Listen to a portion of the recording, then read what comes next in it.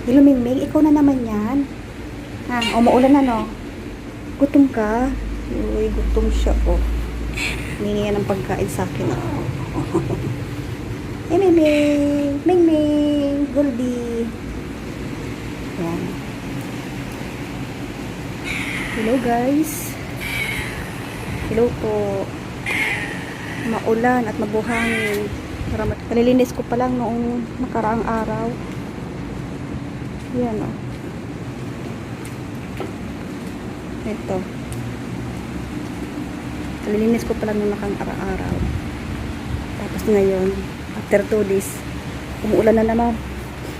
May kasamang buhangin. So, yan.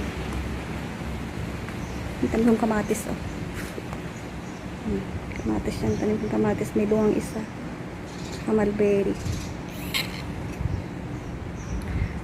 Ito, habang ako naglalakad, itong pusa naman, oh. Sinasabahan niya ako. Sabay kami maglakad. Mingming! Yan.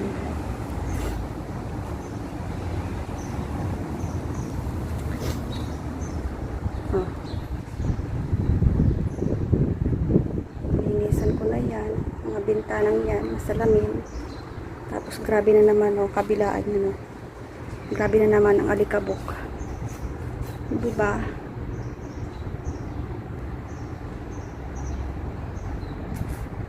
Diba?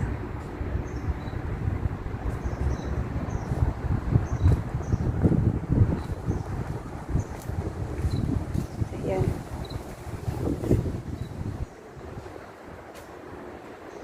Ayan, may mata, oh. CCTV. Ayan. Buti na lang at pinalinisan na ng amo ko. Hindi na siya talahib. Yung last week, grabe. Yan, as in matataas na yung damo. Pinag-grass cutter ng amo ko yan. Ngayon okay na. Yung upuan. Linisan ko yan. Tapos kayo nilagyan ng alikabok. Ito ang problema ko dito. Isa sa mga struggle na mga katulong dito sa Middle East, yung panahon, pag panahon ng sandstorm, ulan, tapos walang driver, ikaw yung maglilinis sa labas ng bahay. Yan, floor. Linisan ng may tubig. Yung mga ano kalapati yan, oh. Tangki ng tubig. Kasi yung mga halaman, may ipil-ipil na isa, Palo Maria. Yan. Anahaw, isang puno ng anahaw, isang puno ng dates. Yung bulaklak na siya, oh. Ilang months na naman, may bunga na yan. Ay, pusa. Hihingi yan ng pagkain. Sama sa akin, oh, habang naglalakad. Dito sa backyard ng amo ko. Storage house, maliit na bahay. Tapunan, ipunan na mga abobot. Yung aloe vera, malahiganting aloe vera.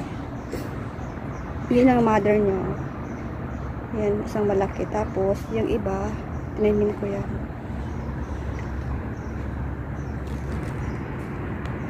Ito talaga, Mingming, oh. Oh. Ang kulit mo. Ang ganda naman. Hindi ko naman pagkain.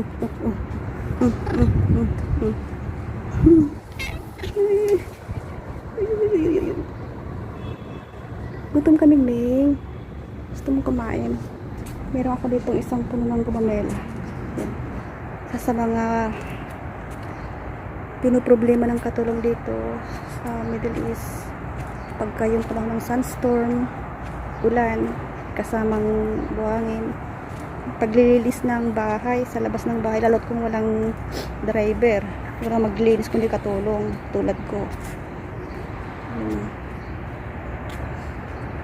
Yan. Malaki kasi yung space ng bayan ng amo ko sa labas, sa backyard. Kaya madaming linisan.